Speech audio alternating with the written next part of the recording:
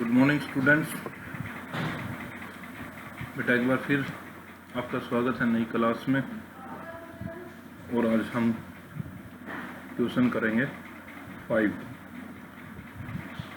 मैंने पीडीएफ पे तो 4 क्वेश्चन भी भेजा था। निरंतर प्रशिक्षण विधि क्या है, खिलाड़ियों के सहनशीलता के विकास की इस विधि का योगदान बताएं।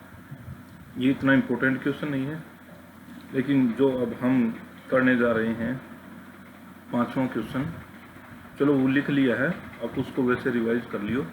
अगर कोई बच्चा ये चाहता है कि मुझे ये प्रश्न भी है तो मुझे बता दें, मैं ये भी आप लोगों का करवा दूंगा। अब अपना क्वेश्चन है जो नंबर 5, फार्टलेक प्रशिक्षण विधि का विस्तार पूर्वक वर्णन कीजिए। यह इसको दूसरे तरीके से पूछा जा सकता है कि फार्टलेक प्रशिक्षण विधि क्या है, खिलाड़ियों के सहनशीलता के विकास में इस विधि का क्या योगदान है। या एक तरीके से और भी पूछा जा सकता है, फार्टलेक प्रशिक्षण विधि से आप क्या समझते हैं, इस विधि के लाभों का वर्णन कीजिए।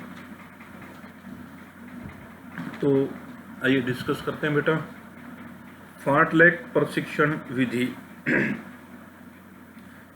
फार्टलेक प्रशिक्षण और फार्टलेक शब्द स्वीडन भाषा का शब्द है, जिसका अर्थ है स्पीड प्ले, यानी गति से खेलना।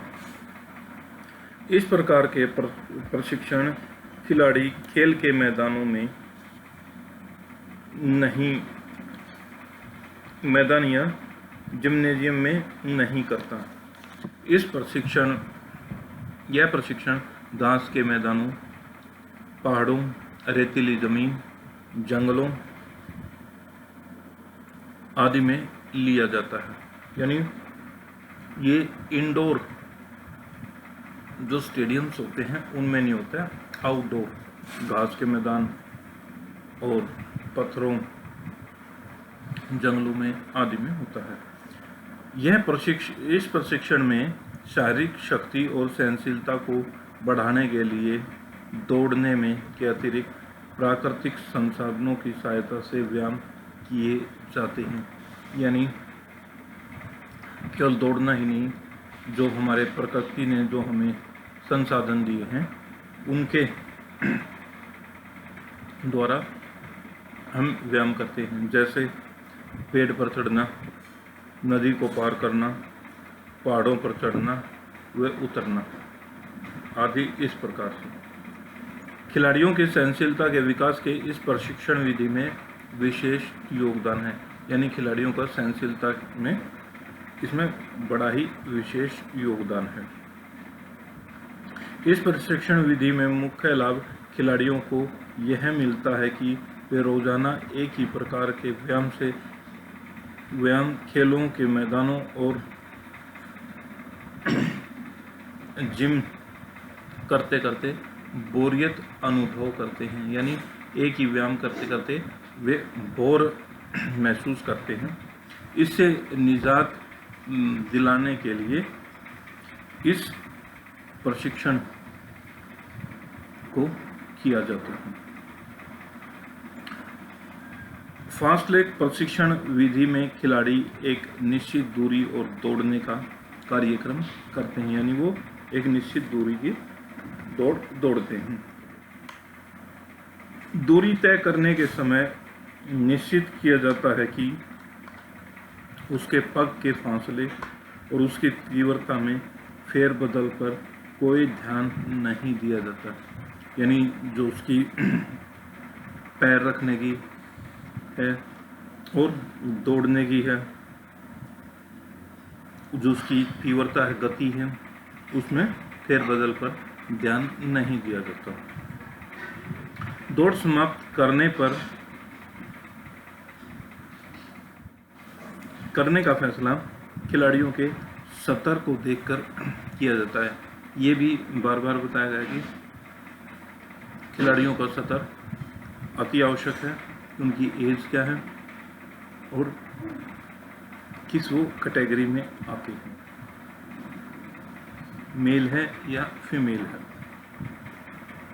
प्रशिक्षण प्राप्तकर्ता धीमी गति के दौड़ प्रारंभ करता है और अपने पगों में फेरबदल करने की छूट होती है, यानी वो धीमी गति से दौड़ता है, फिर वो चाहे तेज दौड़े चाहे स्लो दौड़े, इसमें उसको छूट होती है।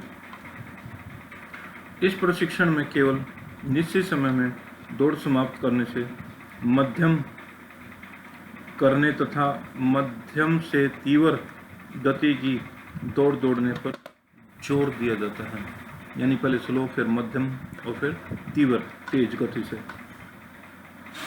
इस दौड़ के साथ प्रशिक्षण विभिन्न किस्मों के व्यायाम जोड़ सकता है, जैसे एक टांग पर छलांग लगानी, दोनों टांगों से छलांग लगानी,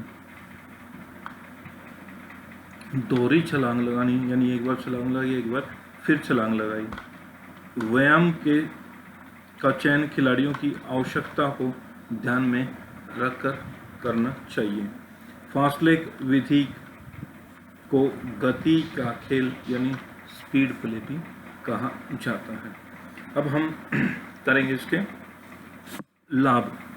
जो फास्ट लेग प्रशिक्षण विधि है, इससे हमें क्या क्या लाभ मिलते हैं। नंबर 1, खिलाड़ी अपनी इच्छा और गति से व्यायाम में फेरबदल कर सकता है, यानी अपनी इच्छा से वो अपनी गति में बदलाव कर सकता है। इसमें थकावट का अनुभव नहीं होता है, यानी इसमें थकावट नहीं होती अगर अपनी इच्छा से फेरबदल करता है तो। इसमें समय पर विशेष बल दिया जाता है, यानी समय पर तो विशेष बल दिया जाता है। इसमें चहुमुखी विकास होता है, यानी पूर्ण रूप से विकास होता है। शरीर प्रत्येक कठोर व्यायाम और प्रतियोगिता में भाग लेने में योग्य हो जाता है, यानी कैसे भी व्यायाम हो, कठोर हो या किसी भी तरह की प्रतियोगिता हो, उसमें भाग लेने के लिए रेडी हो जाता है। इसमें आत्मविश्वास भी बढ़ता है। इसके नए अनुभव प्राप्त होते हैं और खिलाड़ी को अनेक अनुभव भी प्राप्त होते हैं। अब इसका करते हैं निष्कर्ष। यह प्रशिक्षण विधि में निष्कर्ष में यह कहा जा सकता है कि यह प्रशिक्षण विधि ऐसी जमीन पर कराया जाता है जो कि प्रतियोगिता के प्रयुक्त किए जाने वाले ट्रैक से कोई संबंध न होने के कारण कोई लाभ नहीं होता है। यानी यह प्रशिक्षण ऐसा होता है कि जो भी हम ट्रैक पर अगर कोई दौड़नी है तो उस पर नहीं, अलग से, जैसे दौड़ वाले को रेत की ज़मीन में दौड़ा दिया, लेकिन फिर उसके बाद उस प्रैक्टिस के बाद अगर वो ट्रैक पर दौड़ेगा तो नेचुरल है कि उसकी दौड़ में इम्प्रूवमेंट होगा। वास्तव में जो व्यक्ति असमतल धरातल पर प्रशिक्षण करते हैं वो बनाए हुए ट्रैक पर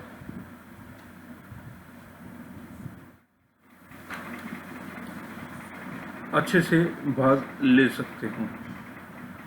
ऐसे खिलाड़ी बढ़िया प्रदर्शन कर सकते हैं। वो मैंने बताया था कि अगर ऊंची नीची जगह पर कहीं पर भी इस तरह की अगर हम प्रैक्टिस करते हैं तो फिर समतल जगह पर हमारा प्रदर्शन अच्छा हो जाता है। इसमें खिलाड़ियों के शारीरिक क्षमता और सहनशीलता में वृद्धि होती है। इस प्रशिक्षण विधि ने सभी किस्मों के खेलकूद की गतिविधियों के लिए शक्ति और सहनशीलता बढ़ाने के लिए बढ़िया साधन है। यानी खिलाड़ियों की जो भी शक्ति है, सहनशीलता है या खेलकूदों की किस्में हैं, उनको बढ़ाने के लिए यह बढ़िया साधन है। तो ये था हमारा बेटा क्वेश्चन, फार्टलेग प्रशिक्षण विधि का विस्तार पूर्वक वर्णन कीजिए। तो उम्मीद करता हूँ कि आप लोगों को समझ में आ गया होगा। अगर कोई बच्चे को प्रॉब्लम है तो मेरे से डिस्कस कर सकते हैं। तो अपना काम होमवर्क पूरा रखो और इनको याद करो।